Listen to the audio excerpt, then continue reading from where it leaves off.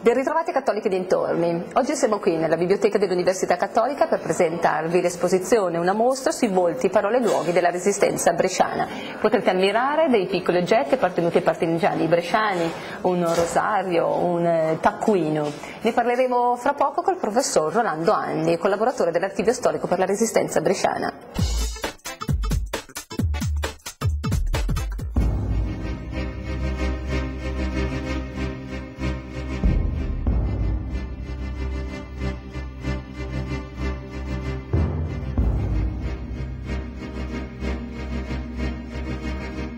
Professor Rolando Anni, l'Archivio Storico per la Resistenza bresciana e dell'età contemporanea organizza una mostra qui nella Biblioteca dell'Università Cattolica. Ce la vuole presentare? Sì, si tratta di una mostra che, come vedranno chi verrà la vedrà in biblioteca, è piuttosto limitata, ma nella sua modestia è molto rilevante perché presenta, oltre a libri, fotografie, filmati, degli oggetti, e gli oggetti, se li sappiamo interpretare, ci dicono davvero molto. Sono oggetti, ad esempio, appartenuti ad Astolfo Lunardi, che è stato uno dei primi fucilati della Resistenza bresciana, e c'è persino una crocettina del rosario che teneva in mano, che è stata deformata dal colpo di pallottola che l'ha ucciso. Perché ricordare ai giovani oggi il significato e il valore della Resistenza? Dobbiamo tener conto che la Resistenza ha due facce. In primo luogo è la resistenza storica 43-45 per l'Italia, ma per il resto dell'Europa molto più lunga, e questo è oggetto di analisi storica, ma la resistenza presenta anche dei valori molto importanti, il tema della libertà, della giustizia, della pace, e questi non sono temi che possono essere collocati soltanto in un periodo storico, hanno un valore più generale. Il conoscere le persone che hanno vissuto questa esperienza, alcune delle quali sono anche morte, molte delle quali sono morte, in questo può farci capire, leggendo le loro lettere, leggendo le loro testimonianze, vedendo anche semplicemente i loro oggetti, può farci capire quanto la libertà, la giustizia, la pace siano fragili, che stanno nelle nostre mani. Quindi quei valori sono i valori che ancora oggi hanno significato e hanno senso. Ricordarli non è semplicemente fare una commemorazione, è una parola che non mi piace, ma fare memoria, il che vuol dire che sono valori che noi sentiamo come nostri, che ci sono stati tramandati e che noi dobbiamo conservare per il futuro.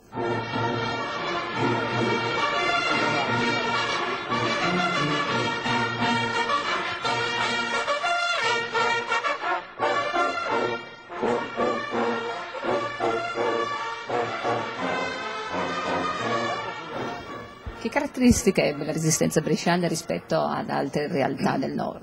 Sì, la Resistenza bresciana è stata oggetto di moltissimi studi, credo che siano oltre 400 libri di diverse dimensioni, però una caratteristica molto molto particolare, lo sottolineo sempre, ed è quella che ha una presenza dominante dei cattolici, il che vuol dire che c'è un collegamento al prima del fascismo, quando il movimento cattolico a Brescia era particolarmente forte, cattolico democratico era particolarmente forte, che riprende dopo. E la presenza assolutamente dominante è quella soprattutto delle formazioni Fiamme Verdi, che genericamente sono cattoliche, ma soprattutto si dichiarano apertamente autonome. Cosa vuol dire dichiararsi apertamente autonome? Vuol dire che non sono sostenute, non sostengono nessun partito. Questo non vuol dire che non abbiano idee politiche, anzi promuovono il dibattito politico e rimandano la scelta del partito alla fine della guerra, cosa che avverrà perché molti componenti delle Fiamme Verdi vanno nei diversi partiti. Alcuni componenti non entrano in nessun partito, quindi c'è questo indirizzo cattolico che è tipico della resistenza bresciana, è molto diverso da altre resistenze anche molto vicine, ad esempio quella del Piemonte di Torino oppure quella dell'Emilia. E ora vi proponiamo un servizio sulla figura dell'allenatore e della sua identità. Giulia ci proporrà ora alcune interviste a figure di spicco delle realtà sportive bresciane. L'allenatore è un professionista che ricopre funzioni fondamentali per la promozione di uno sport positivo e vincente. L'Alta Scuola di Psicologia Agostino Gemelli ha proposto una riflessione sulle sfide che questa professione si trova oggi a gestire nel panorama sportivo. Caterina Goggioli, qual è l'importanza di riflettere sulla figura dell'allenatore oggi? Credo sia un tema interessante per diversi motivi. Primo perché in generale nelle organizzazioni si sta iniziando a parlare anche delle fatiche delle identità professionali, per cui il contesto del lavoro è cambiato, il mercato è cambiato, un momento anche di difficoltà, e quindi il tema dell'identità in generale è importante. Nel mondo dello sport ci sono figure che vivono fatiche particolari. A noi comunque sembra interessante parlare della figura dell'allenatore, soprattutto di settore giovanile, ma non solo, perché è un ruolo delicato che sta a ponte tra diversi attori. Roberto Calcaterra, capitano della squadra di pallanuoto Leichiseo Brescia, qual è il rapporto della sua squadra con il vostro allenatore? In questo momento abbiamo un ottimo rapporto con il nostro allenatore, fortunatamente stiamo vivendo una stagione altamente positiva e abbiamo grossa fiducia in quello che ci trasmette, quindi questa è la cosa principale. Maurizio Compagnoni, da giornalista, qual è la sua opinione riguardo agli allenatori sportivi?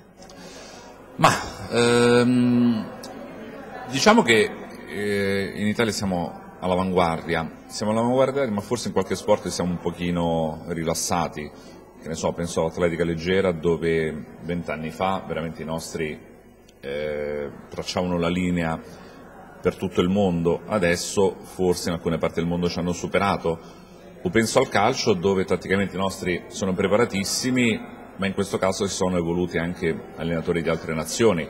L'allenatore è parte della squadra oppure è un membro esterno, un osservatore? No, è parte della squadra, è tutt'uno con la squadra. Il suo lavoro secondo me è fondamentale. Chi dice che l'allenatore non conta sbaglia clamorosamente, l'allenatore conta e poi come. Adriano Furlani, lei è l'allenatore della squadra di pallacanestro della Centrale del Latte di Brescia. Come si sente rispetto ai suoi ragazzi? Si sente parte integrante della squadra oppure un membro esterno? Il nostro è uno sport talmente complicato e talmente difficile che se tu ti dovessi sentire parte estranea non saresti un artefice e un primatore assieme ai ragazzi di quello che poi vai a costruire durante la settimana e quello che vai a ottenere alla domenica, per cui uno degli ingranaggi della squadra deve essere l'allenatore. Massimo De Paoli, lei allena i giovani che si avvicinano alla carriera del calcio. Che cosa consiglia ai giovani che vogliono invece avvicinarsi alla carriera di allenatore?